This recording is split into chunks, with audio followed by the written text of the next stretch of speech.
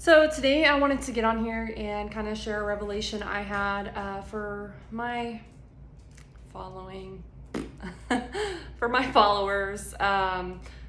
Most of you guys, if you know me personally, you know that I am a recovered addict and alcoholic, and I have been working with the program of Alcoholics Anonymous, Cocaine Anonymous. Pretty much that's been like my spirituality. And my faith, I guess you would say. I'm not really sure how to explain that part of it, but I've had a lot of efforts on that field in the past almost 8 years that I've been sober. However, this is going to be a huge pill to swallow. I will probably get a lot of grief, not grief, but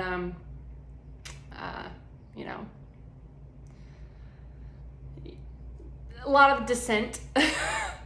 And but it's something that was disclosed to me, and I just knew it was true.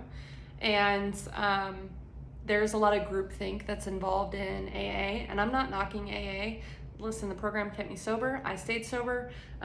It was a great tool, and it is a great tool. I still use it to this day. My friends are from that program. I go to a meeting anytime, anywhere. And find fellowship. So, that's awesome.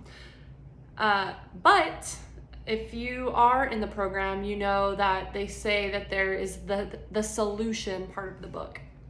And one of the things that I first noticed as I started my journey with Jesus Christ and Christianity is I noticed that a lot of the concepts in the big book of Alcoholics Anonymous just strip away most of the principles in the Bible and make it available to anybody in any walk of life, which is great, right? I always want anybody to be in touch with a higher power.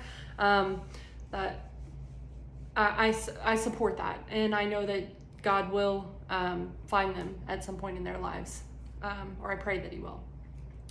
However, one of the things that came to me as I was sponsoring a girl, I've got a sponsee in the program, and I just knew it was God speaking through me. He said, or I said, but I'm telling her and I'm giving her advice, and I'm like, the book calls us to turn our will over to a higher power of our understanding. And I asked her, I said, what are you doing to understand your higher power? What journey are you going on to see who this God is that you serve? Because just serving a God and then trying to come to know that God are very different. And so, I challenged her with that. And then this came out that was just a slap in the face for me. It was, God intended to leave you so much more than 164 pages. And I thought to myself, oh my. And the thing in the past that I would balk at about, the Bible is, number one, it's a complex read, it's not just, it's not an easy read. But not just that, what else was daunting for me was I knew as an addict and alcoholic who is a captain at not following the rules, a captain at rebellion, captain at resenting authority, especially a lot of times you'll see, and I'm guilty of this too, is you get into AA and you kind of co-sign all this behavior and stuff,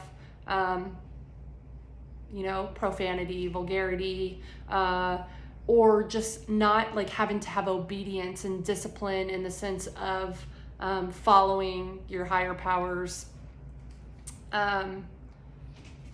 following a Christian higher powers guidance, whether it be hey, this gift of marriage, you're not supposed to have sex outside of marriage, things like that. It's very easy to co-sign a lot of those behaviors because it's not the community that is really elevating you.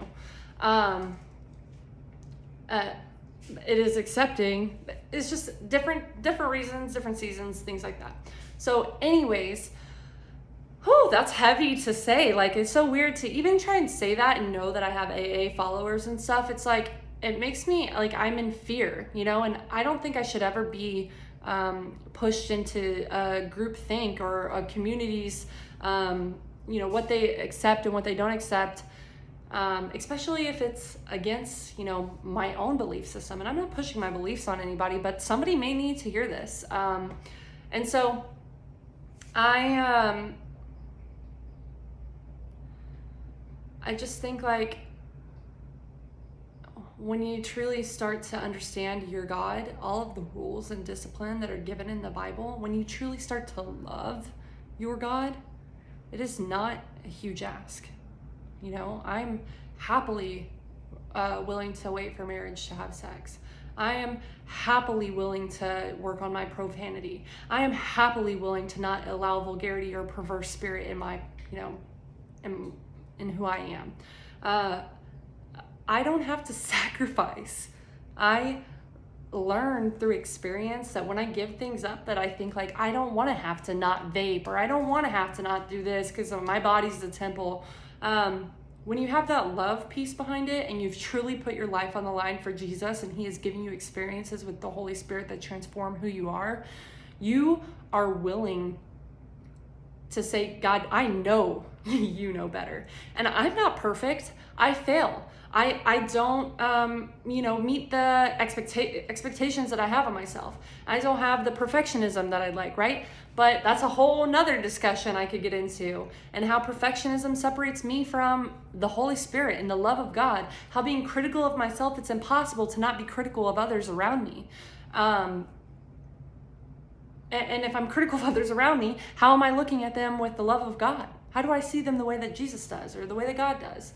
So anyways, I wanted to get on here and long-windedly say that God intended to leave you so much more than 164 pages to follow. And there's an entire book, the Bible, where you can learn about God and have experiences with the Holy Spirit to be able to better understand what maybe your recovery can look like as far as being a Christian. So that's all I have. And I'm, if I upset anybody, that's not my intention. My intention is just to kind of, maybe if you're feeling like, hey, I'm in the book of AA and I'm getting stuff, but like, what's next? I feel like I'm feeding off of the same plate over and over and over again. And I need a new plate. I need a fresh wind. I would say, start digging into the Bible, learning about the God that of your understanding. Is the God of your understanding only described in 164 pages? Is he only described by a certain group of people? There could be more out there for you.